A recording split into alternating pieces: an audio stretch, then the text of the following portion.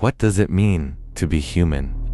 Not merely alive, not merely intelligent, not merely capable of love or suffering or ambition. What does humanity look like before fear, before pride, before violence, before Eden was lost? For thousands of years, civilizations have searched for the perfect ruler, the perfect philosopher, the perfect warrior, the perfect society. Luke searches for something else. The perfect human, not one who escaped humanity, but one who fulfilled it. Perhaps redemption is not becoming something different. Perhaps it is remembering what humanity was always meant to become. Welcome to Code of Scripture. Today, we continue our journey through the Code of Scripture. Matthew revealed the king. Mark revealed the servant. Luke reveals something even deeper, the restoration of humanity itself. This is not simply another gospel. It is an investigation into the original design of mankind. This is Luke, the perfect human. Luke begins where kingdoms never begin. Not inside palaces, not among generals, not beside emperors.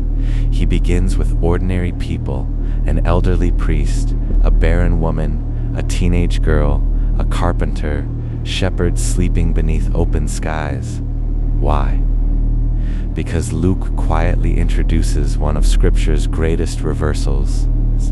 The kingdom always begins where the world stops looking. Power seeks the center. Grace begins at the edges. Throughout Luke, the forgotten become visible. Widows, children, foreigners, tax collectors, women, the poor, the sick. The kingdom measures value differently than civilization. Mary responds with a hymn known as the Magnificat. It sounds beautiful, but beneath the poetry, it is revolutionary. The proud are scattered, the mighty are brought down, the humble are lifted, the hungry are filled.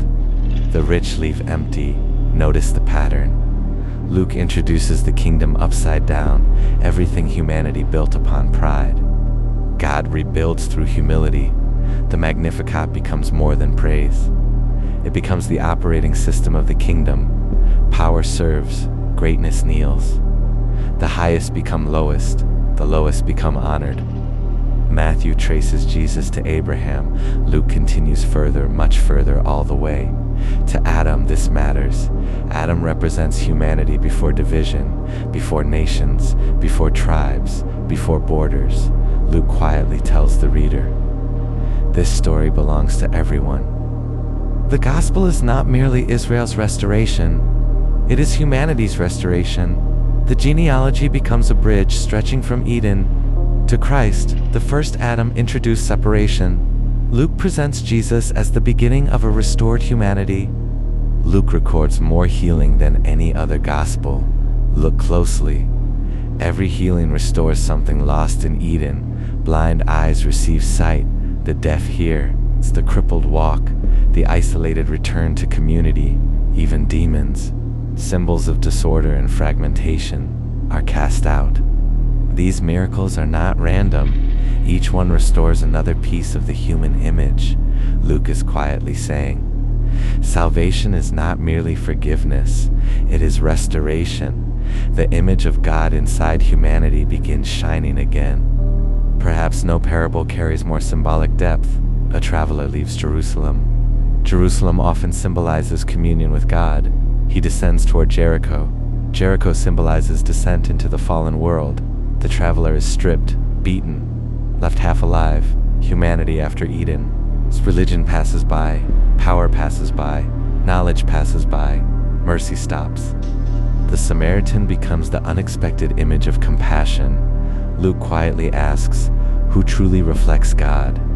Not necessarily the religious, but the one who loves. The road itself becomes humanity's journey. Then comes perhaps the greatest metaphor in Scripture. A son leaves home, seeking freedom instead. He discovers emptiness. The story echoes Eden, humanity leaving the Father's presence, seeking independence. Finding exile, notice something beautiful. The Father runs. Ancient patriarchs never ran. Luke deliberately breaks cultural expectation. Love runs toward the lost, before confession, before explanation, before perfection. The embrace comes first, the robe, the ring, the feast. Restoration begins before the Son proves himself. Grace precedes achievement. Then Luke introduces Zacchaeus. He climbs a sycamore tree. Trees mark turning points throughout Scripture, the tree of knowledge, the tree of life, the wood of the cross. Now, another tree from above the crowd. Zacchaeus finally sees clearly. The tree becomes elevation, perspective, transformation. One encounter changes everything. Luke reminds us that sometimes seeing differently is the first step toward becoming different. Luke asks a profound question. What if salvation is not escaping humanity, but restoring it? Perhaps the kingdom is not removing us from creation. Perhaps it is healing creation from within. The perfect human is not perfect because he possesses unlimited power. He is perfect because love governs every action. Compassion replaces domination. Mercy replaces revenge. Humility replaces pride. The image lost in Eden begins appearing once again. The forgotten were remembered. The wounded were restored. The outsider became family. The blind received vision. The lost found home. Humanity looked into the face of perfection and remembered what it once was, and perhaps what it may become again. This has been a Mysterious Encounters entry into the Code of Scripture.